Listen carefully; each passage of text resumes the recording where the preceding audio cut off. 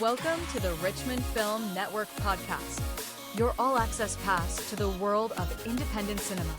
Each week, we go beyond the credits and sit down with the creatives who turn vision into reality. Tune in weekly to find out who's on the RFN pod. Hello and welcome to another edition of the Richmond Film Network podcast. I'm your host, Lisa Giles. And with me today is Vitaly Flipgraf, and he's here to talk about his film Dry Stone. Vitaly grew up in Moscow, Russia. His passion for filmmaking first led him to start a YouTube channel and then landed him a documentary film editor position within the Russian liberal opposition forces.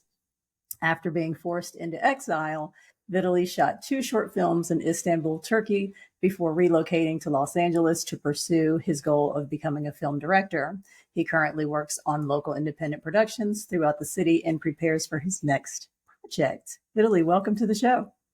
Hey, thank you. Thanks for having me, Lisa. Well, first of all, congratulations on Dry Stone. But before we get to that, your bio sounds worthy of being made into a film in itself. Do you care to talk about your time as a film editor for the Russian liberation opposition and being forced into exile?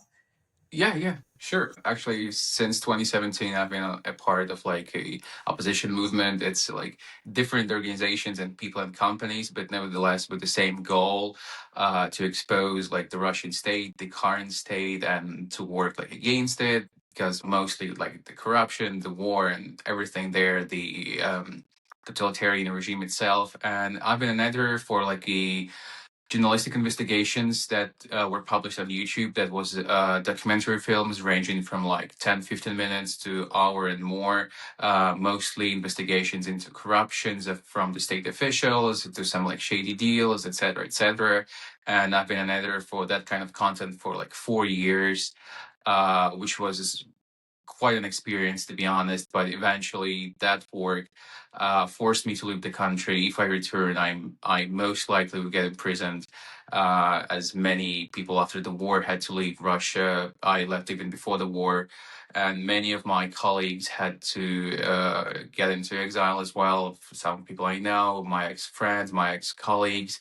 And I'd say one of the like toughest moments, that was my ex-boss who I was working with. His name was Alexei Navalny. He was a prominent Russian opposition leader. He was poisoned, he was imprisoned, and then he was murdered in prison. So coming with that kind of background into filmmaking, I think I always felt that social injustices and like commentary on politics, on current situations, on current affairs, that was always important for me. And I think that might be felt throughout like the movies that I make or will make. Any chance that you might make something about your personal experience?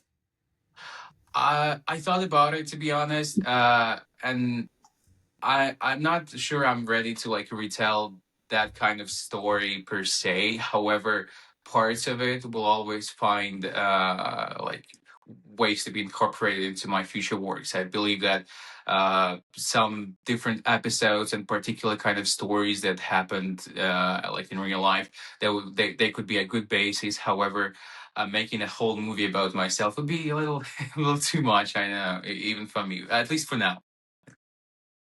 Fair enough.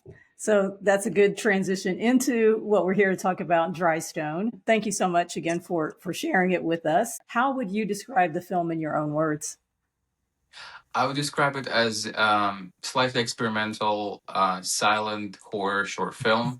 And I believe the silent part is an important distinction here, because um, it's actually truly like a silent film. I have no dialogue. There was no intention of having one, and the whole movie, like 11 minutes of the film, is just a story happening in front of your eyes. No words spoken, no subtitles, nothing like that. So you just watch the story, and I really trying to up my game with the visual storytelling, in contrast to my previous short film, which was very heavily dialogue based. It was mostly just like people talking with each other. And so with the second short film, I decided to go into a different direction and have some kind of a challenge for myself, not going off through like the safe route and making, okay, it's my second short film, maybe I should keep it like something simpler, something more, easily made and produced. But for some reason, it was like a little itching within me that said, no, we want to try something else. We want to try something different.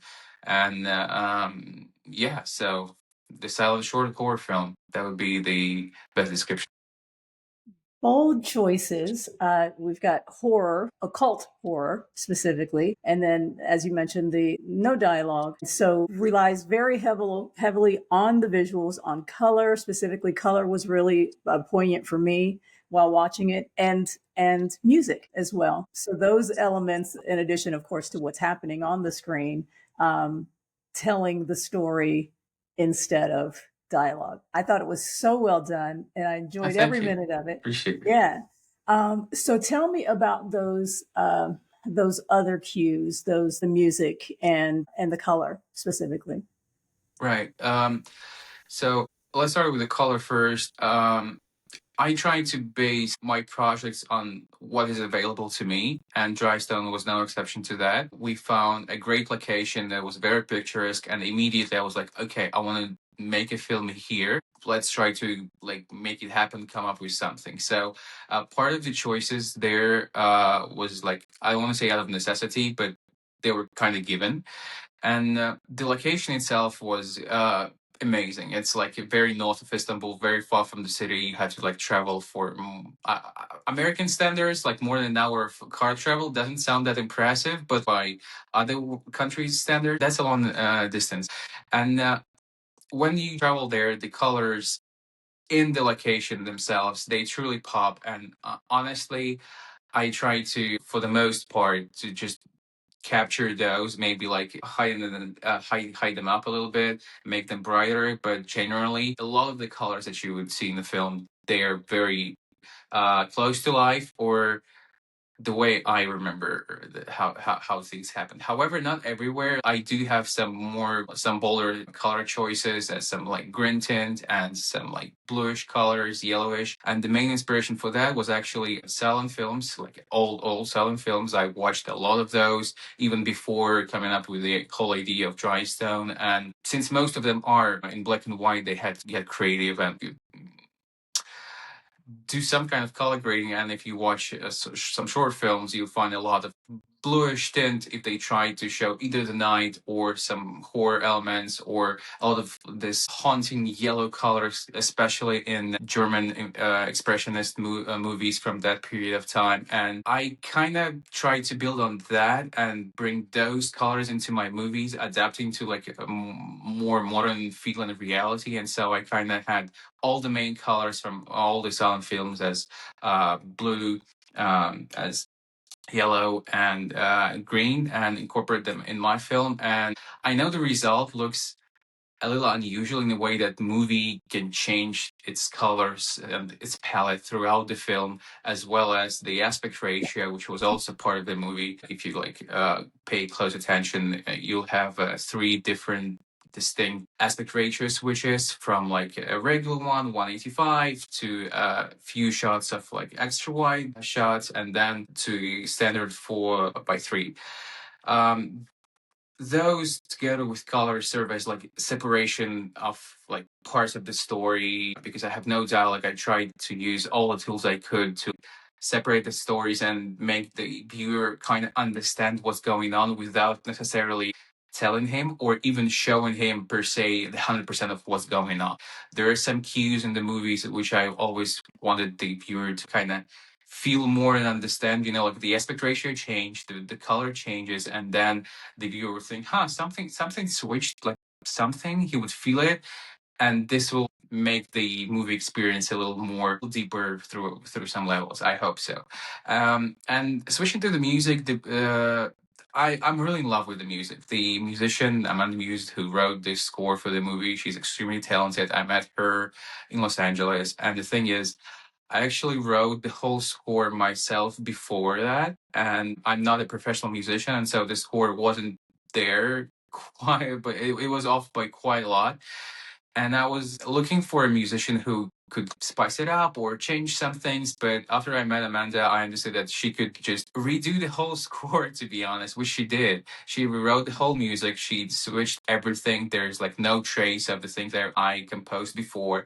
And I'm in love with that result. It was kind of surreal to see that movie with a new music, because I shot it, I edited the film, I saw it a million times. I wrote the music, the first iteration of the music score for it, and I saw that movie so often, and the way it sounded and the music was kind of embodied in my brain. And when I watched my own film for the first time with a brand new score, I was like, oh my god, that's a totally different experience, a totally different vibe and feel. And honestly, everyone who saw the film so far, they're like, "Oh my god, that's a great piece of score." I'm like, "Yeah, it's all been written for this film." I'm so amazed Wow. by that, and I'm very happy that it became something like this. And the part of the inspiration for the music and for the sounds, I wanted something to complement the nature. And there was a film from 2015, not very highly rated, but nevertheless I kind of like it. It's called Macbeth, based on Shakespeare, obviously, with Marianne Cotillard and Michael Fassbender, uh, by Justin Kurzel. And the movie had this Scottish bagpipes incorporated into the movie because it was taking place in Scotland, and I fell in love with that. That they had bluish and like very rustic, very realistic scenery with the color grading and with the bagpipes. I'm like, oh my god, that's kind of a vibe I really want to try to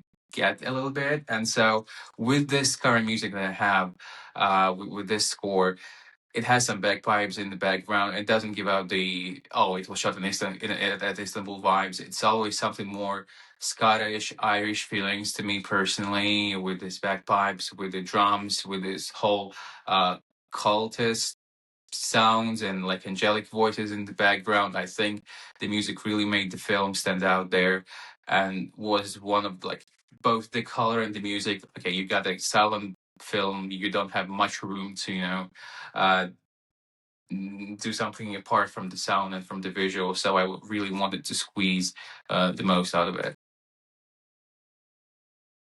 You answered about 10 questions on my list with that. Oh, So, sorry. no, very thorough. I would have asked you all of those in that order. So very thorough. Now the title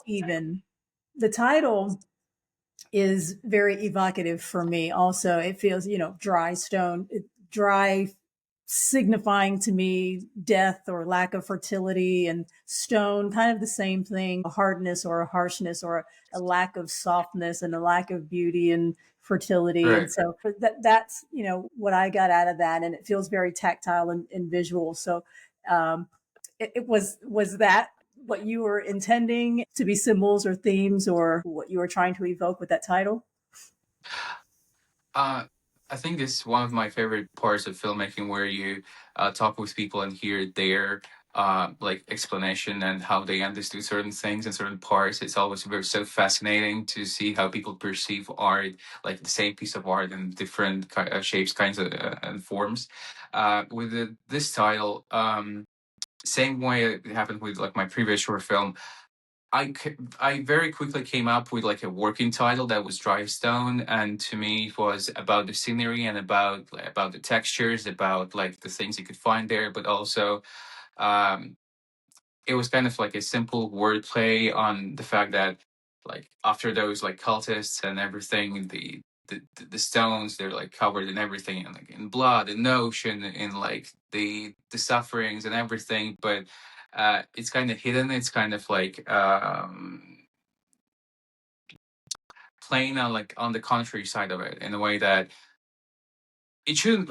I don't want to say it sounds silly, but like it shouldn't be dry, but it is. And like it's somewhere in that realm. And after like I finished the film, I spent a few weeks trying to come up with a different title, and I understood that I kind of want to stick with this one, because I I fell in love with it. I really think it complements the movie. It's short. It's simple.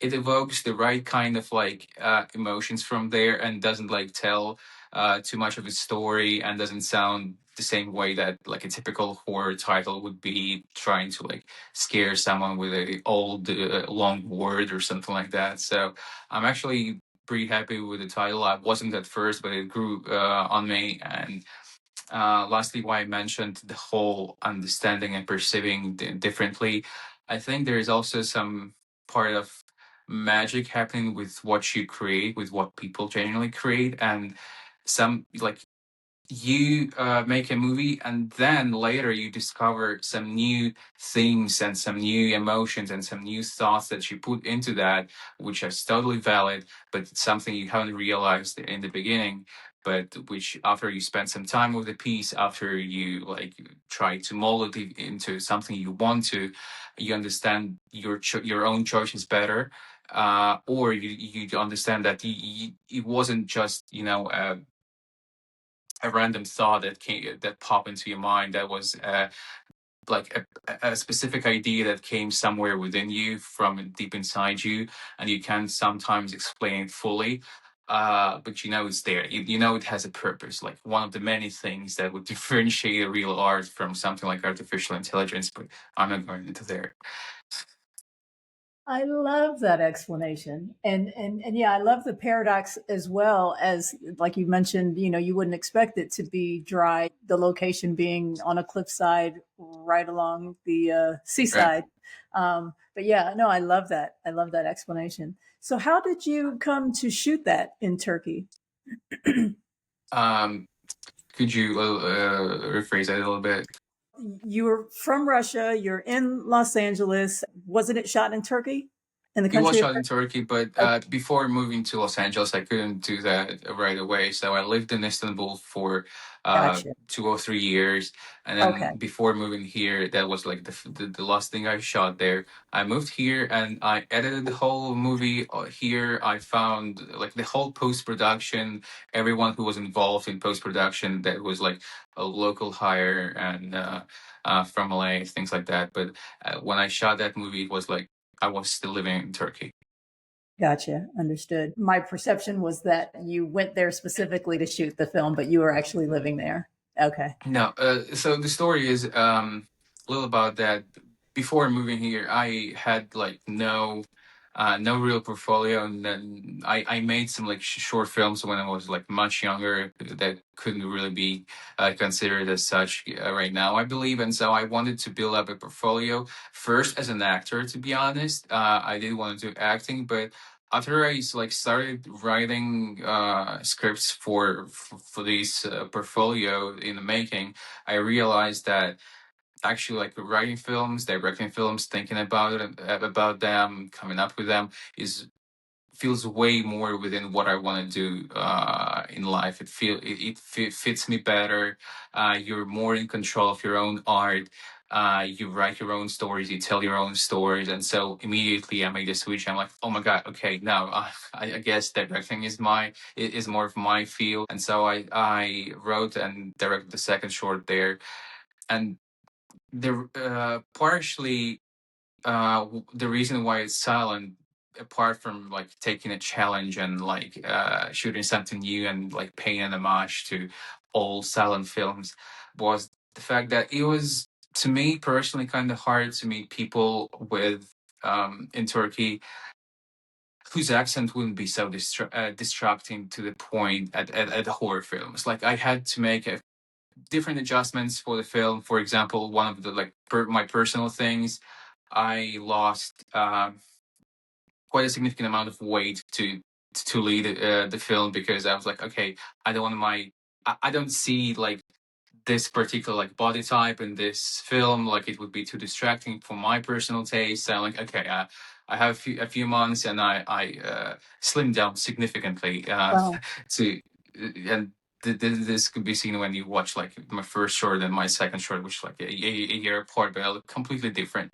And the second thing was, yeah, it was hard to me to find people who would talk in English, who would speak English with a good proper accent, or combine like acting, the looks for the kind of imagery I wanted to create, and the accent. So the silent part of it worked itself really nicely into that, because I'm like, okay, I don't care how you talk, how you speak, where you're from. You're just in the frame, act, lead you through your character, and try to tell your story like that.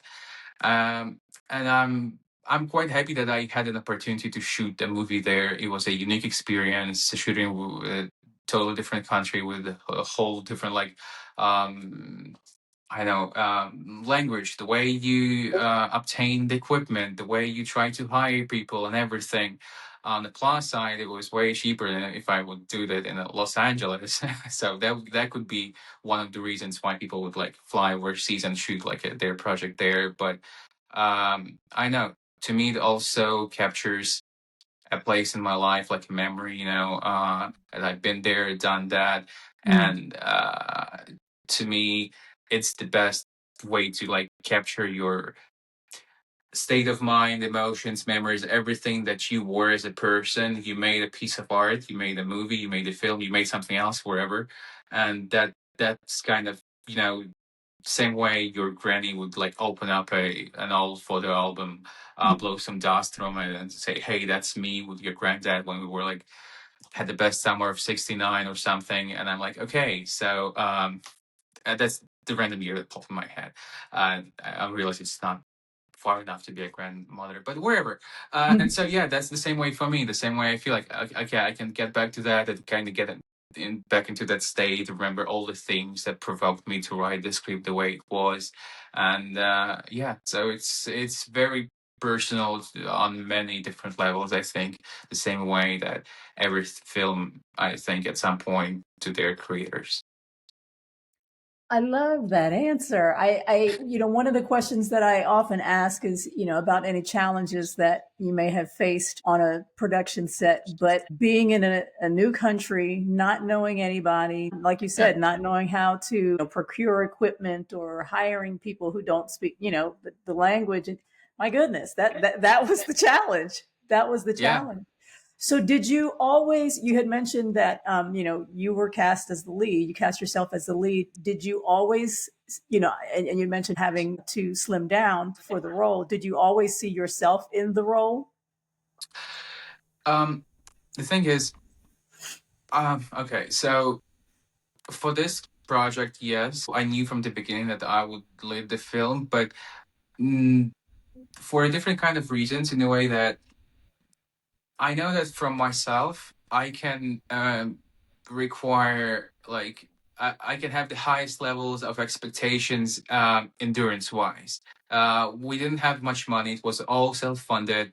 Um, we shot it in like 3 days, where like the first day was the day with like everyone else, with the cast, with the crew, with everyone, and the 2 other days it was just me and my cinematographer and no one else, just at the location, trying to capture some of the missed shots, because I planned so much and so poorly for the first day of on set. And so uh i I knew that, well, if I cast someone else and ask him to like fall a billion times on the hard rocks, or hey, can you run for like 40 minutes back and forth, or can you do this, or can you do that, without even like being able to pay them, good money, and being silent, like passion project kind of film, a little experimental. I didn't feel comfortable enough hiring someone to do that kind of work, and I kind of glad I went that way, because I didn't sleep, I didn't eat, I injured myself a few times on the set. I went into like sharp bushes, into like steep rock hills, and everything like that.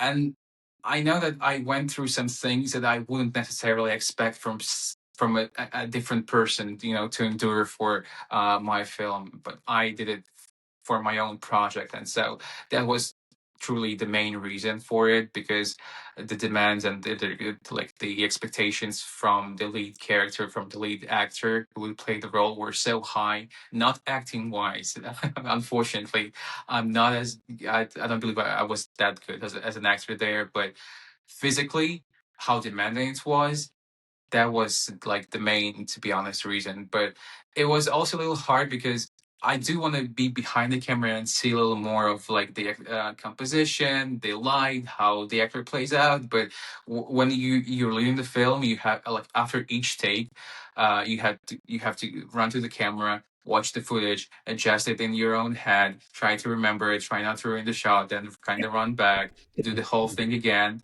and over again. So it was really challenging to do that, but totally worth it for me. Very demanding to do all of that. Absolutely. Yeah. Can we talk about the poster art, which I Oh yeah. also love? I love, love, love because it looks like a Thank you. tarot card. Yes. Three of something. I was trying to figure out three of what, maybe three of wands or swords, maybe, but I didn't see three of anything. So, who created it? Was trying to be conveyed?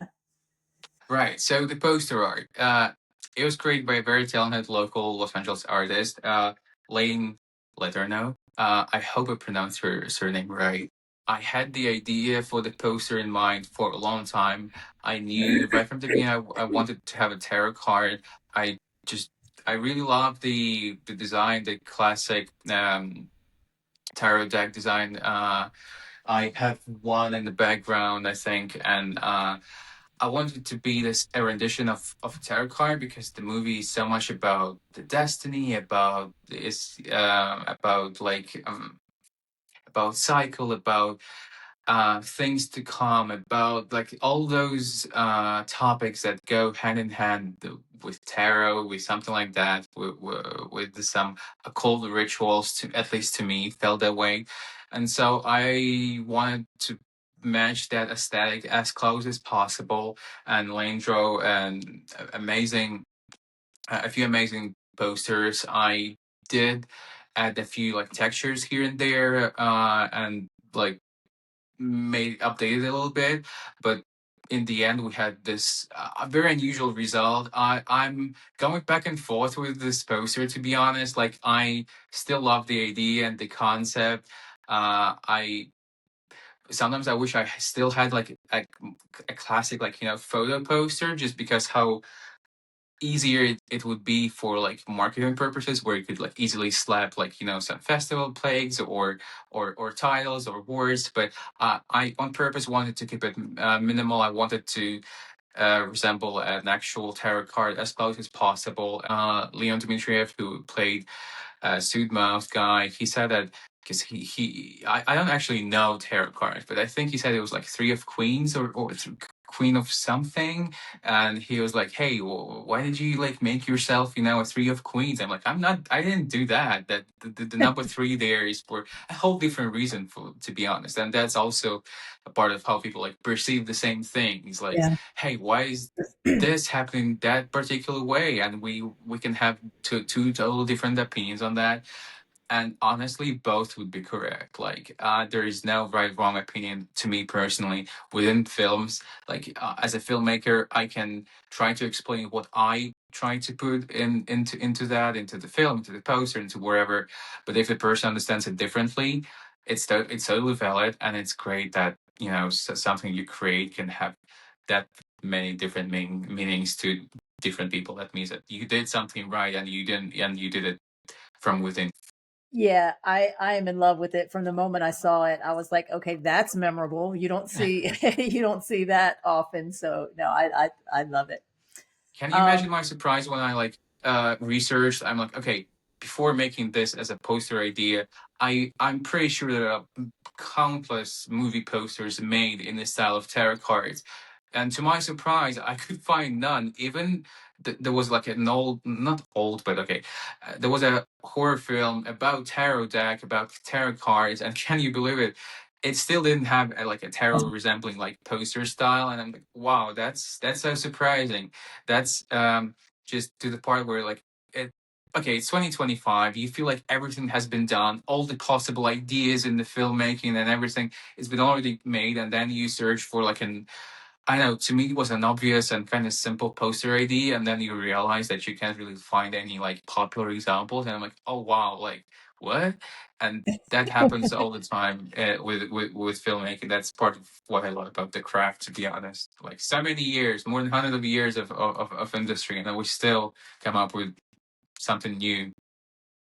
That's It's kind of very cool. good branding. Yeah, thanks. So now another little thing that I noticed while doing research for you is that your Film Freeway profile mentions that Yeah. you're a Pisces. And I said, Yes. okay, Yes. that's an interesting thing to include on your Film Freeway profile. So I think when I think of Pisces, I think of imaginative people, which clearly as a creative you are, dreamlike energy. Um, so your astrological sign, why did you include that on your profile? And would you say that your filmmaking style is consistent with what we think of as Pisces people?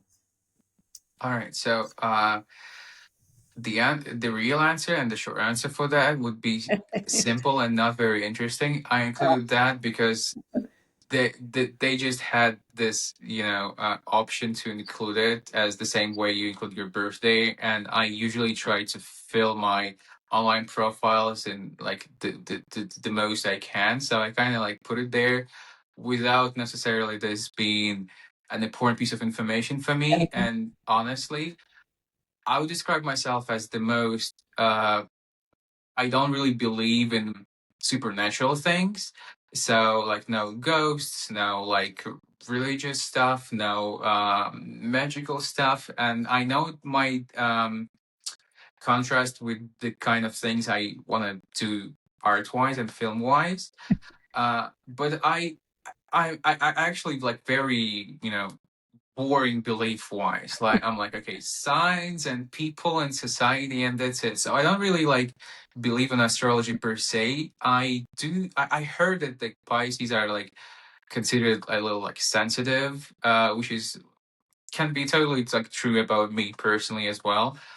Um but yeah, I do want to explore more of a esoteric themes throughout the history of like humans and like religion in an angle of like how could you kind of explain it science wise in a way that, oh my god, like people seeing like they talk to angels and to gods, there's probably something interesting behind it, which is not necessarily like a religion. So I would really love to explore that more, and I'm really drawn to this as a esoteric themes, like religious themes, because of many parts of it, like the aesthetics.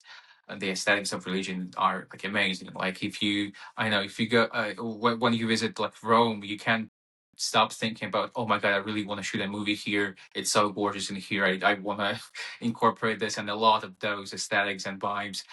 If you go to Vatican, that's based on religion. If you go to like some cathedrals, and it's also based on religion. So I'm always in love with the aesthetics, with the visuals, with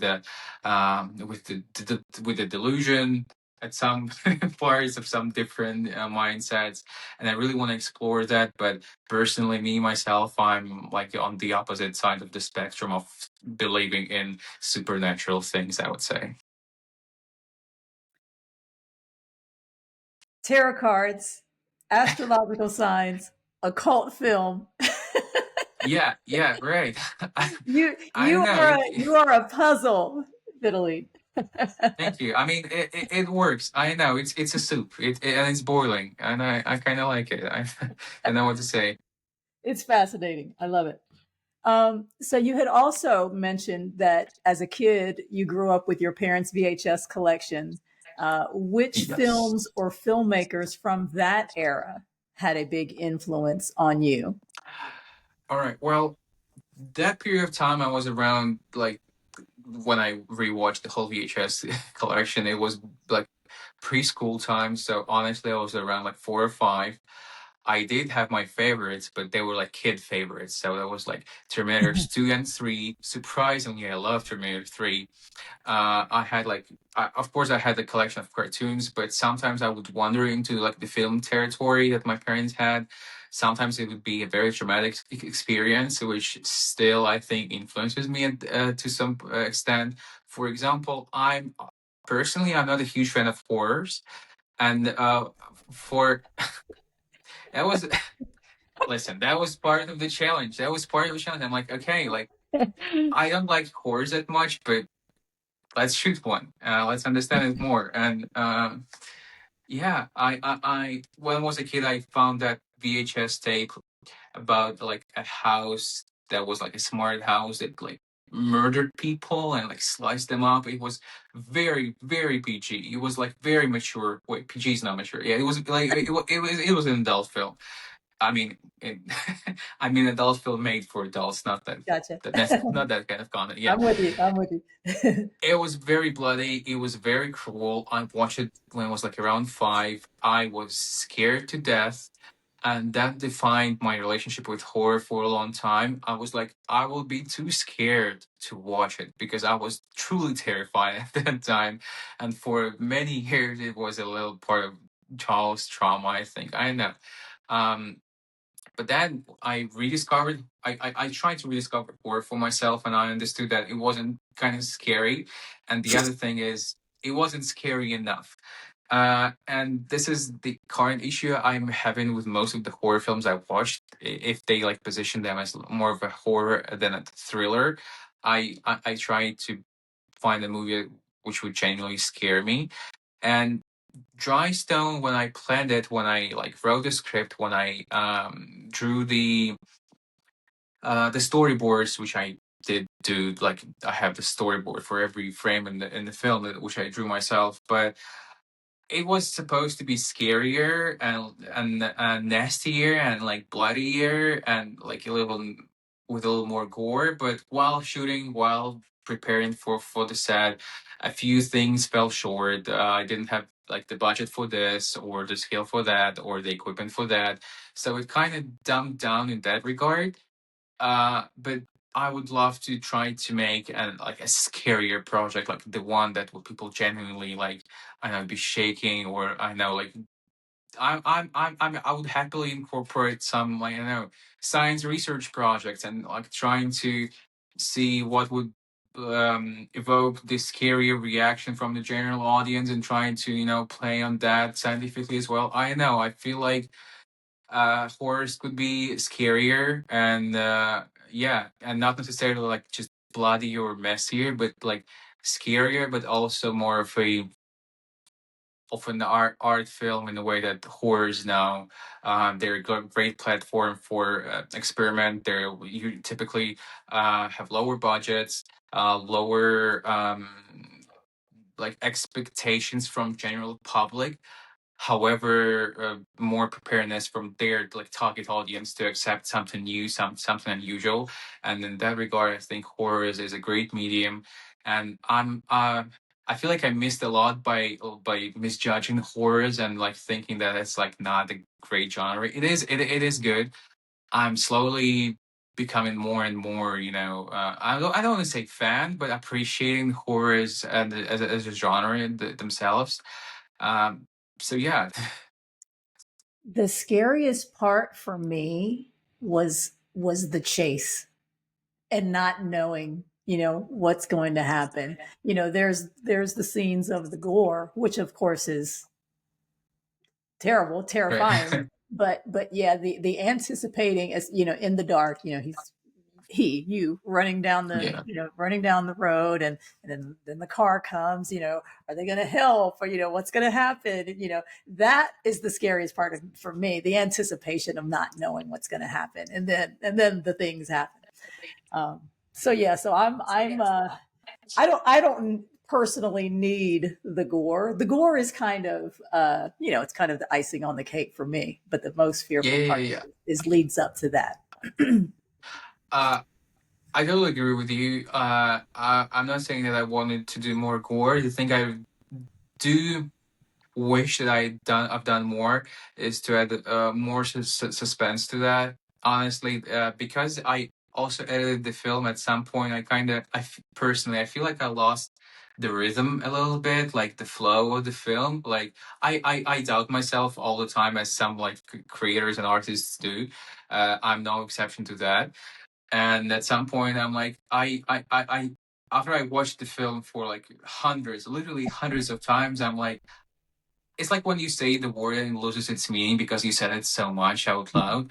And in that way, I'm like, I really hope the rhythm of the story and the flow of it works. I had to cut a lot of like beautiful shots, a lot of like well, not scenes, but mostly like shots, yes, to condense it a little bit. Some things didn't work quite as well as I hoped that they would.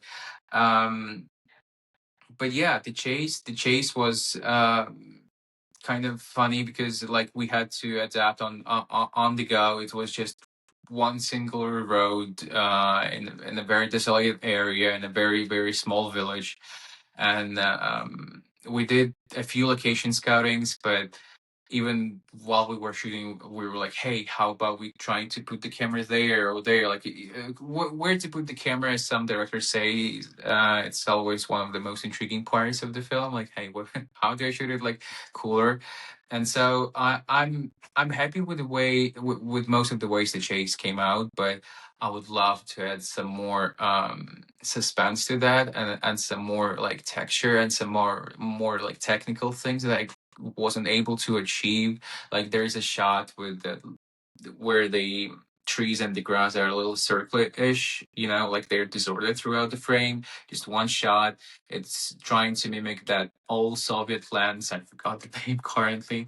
That kind of like makes these images, but I didn't have the access to that. I couldn't find it in Istanbul. I couldn't find it for the appropriate budget. So I'm like, okay, let's do that, I guess. So yeah.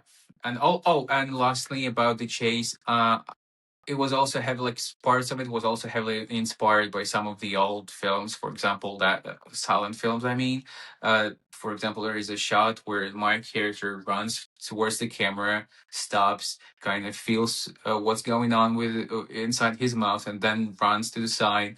It was partially like a shot to shot copy from one of the Buster Keaton's movies, which I really like. I love Buster Keaton, Yeah. and I do have like a lot of inspirations and references throughout the film, with the camera movement, with the expositions, and some of them are more surprising than the others. One of the last shot of the films where the camera captures my character and kind of like moves him into into the corner of the frame. That was from the Russian director Mikhail Kozalov.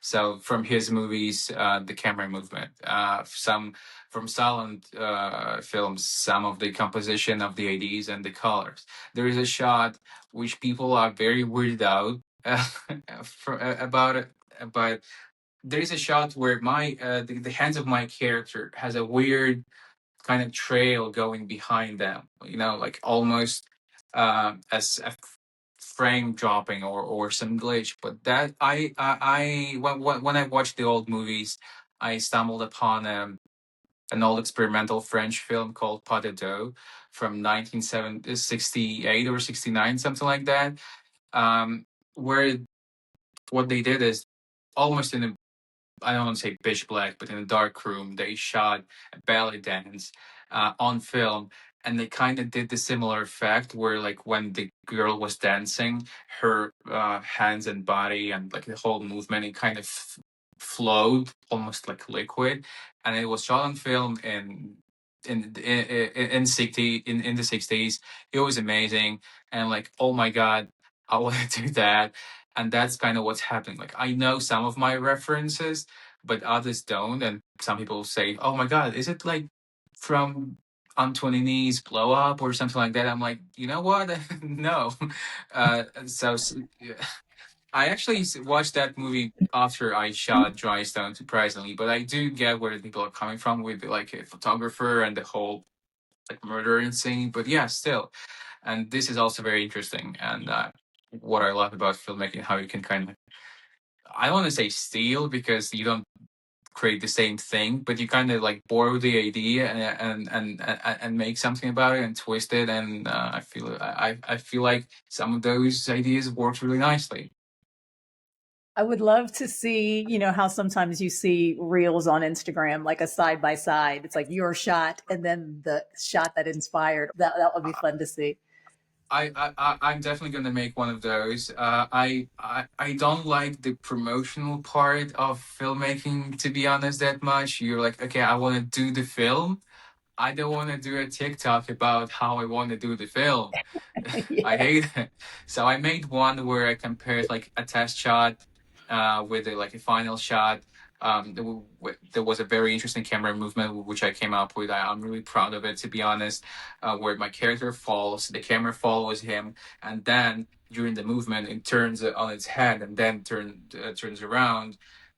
I know I've never seen anything quite like that. I'm so happy with it, and I'm like, oh my god, that was amazing. But honestly, a lot of like kudos to how the film looks obviously goes to my cinematographer, because Sinurdinov was like a street photographer who was a uh, cinematographer for both of my shorts, and he really brought some his like love to dark colors, nights, and shadows, and like yeah, a little photographic compositions, and like a lot of what how the film looks is thanks to him. Like yes, we did have a very extensive storyboard that I made, and most of like the movements is something that was planned beforehand, but some of the shots was just a whimsical thing happening on the set where he would be like, "Hey, how about we try this? Like, you stand there, do this, do that," and it just worked. One of my favorite like shots that we did is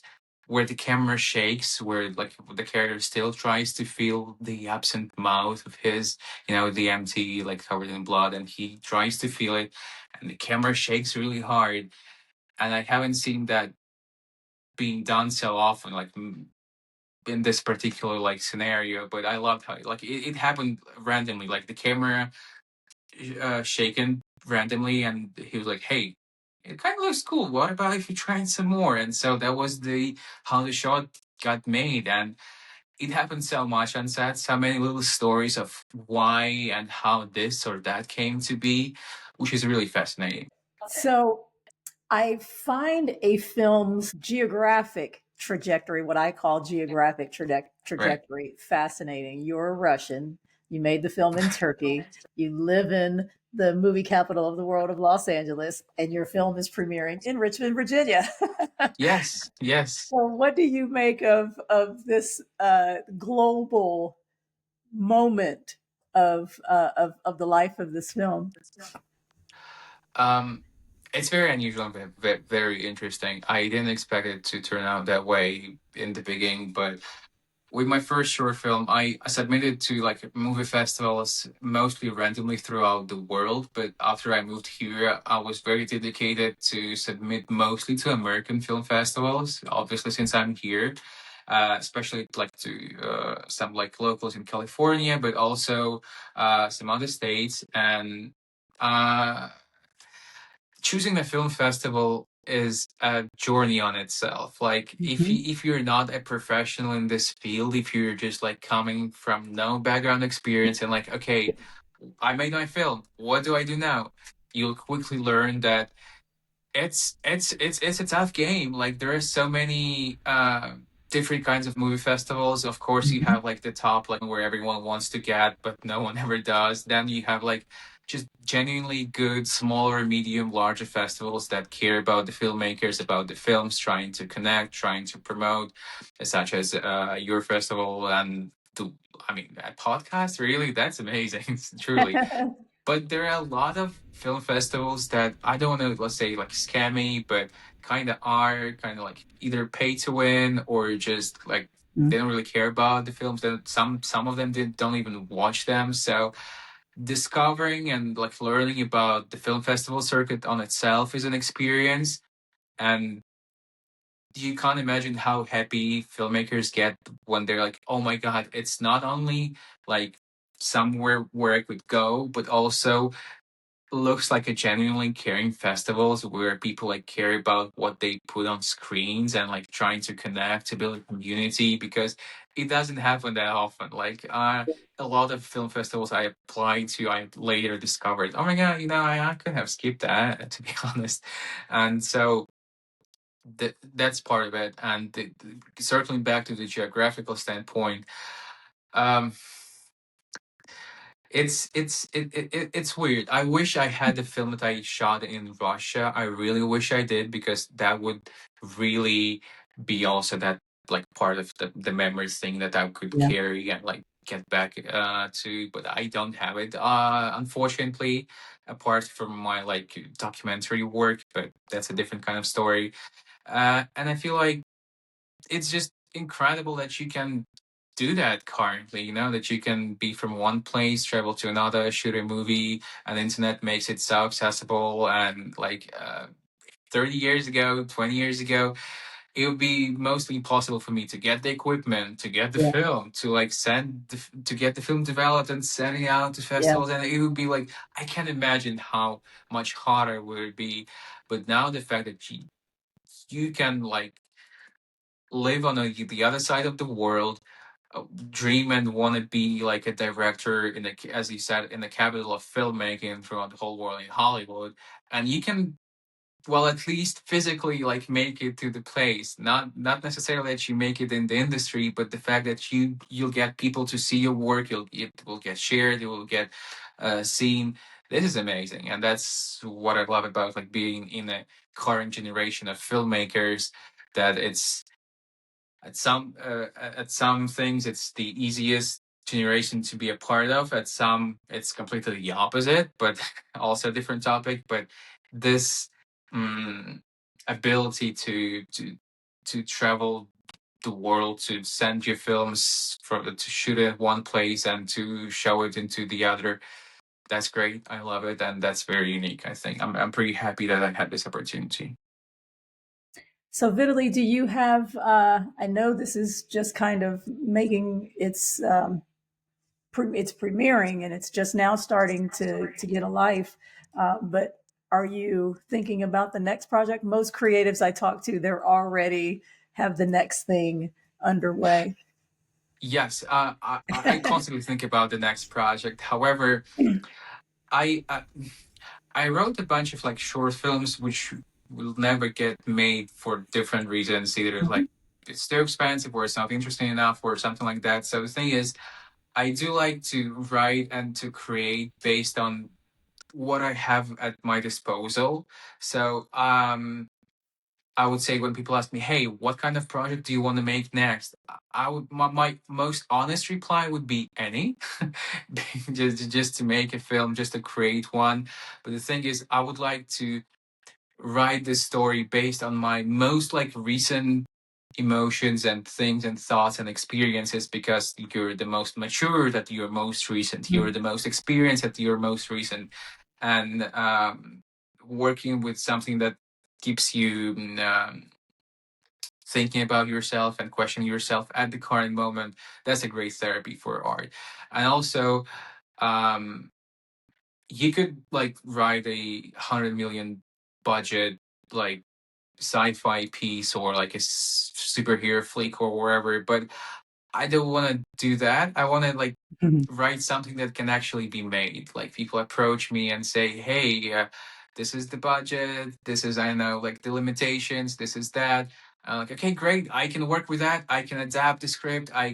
Know big locations or not many cast or wherever. That's, I think, part of my strengths as a filmmaker. Like I feel like I can easily adapt to the situation I'm at. But also, I feel like it's time to start like writing a feature script and finishing it as well. So while I also like try to promote my second short, try to like meet people, trying to like think about the next bigger step up project. In the meantime, I feel like I'm gonna make a few like simpler, even simpler shorts maybe, or starting the feature somewhere in between, maybe all of that at once. But yeah, I don't think you can stay dormant if you're a filmmaker. You have an itch to express yourself, to film, to be on the set, to come up with a story, and you can't really do anything about it if you can't make it stop, that itch. So yeah, otherwise you die as an artist. So that's there I'm gonna go, I think. That's right. That's right. So, given your experiences that you have and where you are in your trajectory of filmmaking, what advice would you give to other budding filmmakers, having learned the lessons that you've learned? Okay, so I would consider myself one of the last people to be asked about the advice for filmmakers as such a newcomer myself. Uh, However, I would say, first of all, I know everyone says it, but never underestimate how many things will go wrong on a set, because everything that could go wrong on my set did. Some shots were shot from a wrong side of the road, which didn't make the cut. Some props were forgotten. Some we had our like focus puller disappear for like 2 hours during the shoot, and we were like, "Wait, what?" We had very little time. We at some points I like realized, okay, we don't have some footage that we kind of needed, so we'll have to magic our way through it. So the project will be way more expensive than you think. It will be harder than you think. It will be more interesting than you think and more challenging. And you have to really prepare to that mentality that everything will go wrong. Because like I know it's very popular advice that you hear all the time. Oh yeah, I know, but like literally everything. And it's the thing is, you have to be prepared to let it go in a way that the film that you will make will not be the same film that you wrote on in your script in a screenplay. And you have to be able to accept that, because if I would try to force the movie to be the way I imagined it at first, it wouldn't happen. It wouldn't work, because it's not like a picture that you like draw in your bedroom. You're alone, you're in the full control. However you do it, it will be the outcome. Here it's the result of so many people working together, of things happening at the same time, starting from the weather conditions, ending from someone can get sick or wherever. This is a collaboration. This is a result of so many things happening and going right or wrong at the same time, and you have to accept it, embrace it, and to adapt to it. Otherwise, I think you would get gray hair very quickly and like decline to take part in this business, I think. But that's the filmmaking. I don't know, I have no advice for business part of filmmaking, unfortunately, but that's something I would say was very important to keep in mind and know for filmmaking part. Well said, and definitely something that I hear often. So absolutely Yeah. worthwhile. Vitaly, thank you so much for joining me on the podcast. Of course, Drystone makes its world premiere at RFN Indie Fest on November 15th, right here in Richmond, Virginia. So come check it out, get your tickets, meet cool people, cool filmmakers, and creative people. And Vitaly, tell our viewers how they can keep up with your work. Well, I think the best way would be to follow me on social media. I rarely post about things that are not partially connected to filmmaking at some point, I think. And yeah, I think that would be the best way to connect through Instagram, or like even IMDb or Letterboxd for that matter. Flipgraf is a very unique surname. If you search that, you would definitely find like some of my socials, or like Vimeo or something like that. And so, yeah. But I hope that people could in the future just read some news articles and be well informed about my upcoming work. That would be the dream. Well, we will do our best to make sure that that happens and Thank help you you. promote that. I appreciate it. Thank you so much. Thanks for having me. It was a pleasure. Thank you, Lisa. That's a wrap for this episode of the Richmond Film Network podcast. Thanks to our guest and to you, our listeners, for tuning in. Don't forget to subscribe, comment, and share. Tune in next week to see who's on the RFN pod. Until then, keep the cameras rolling.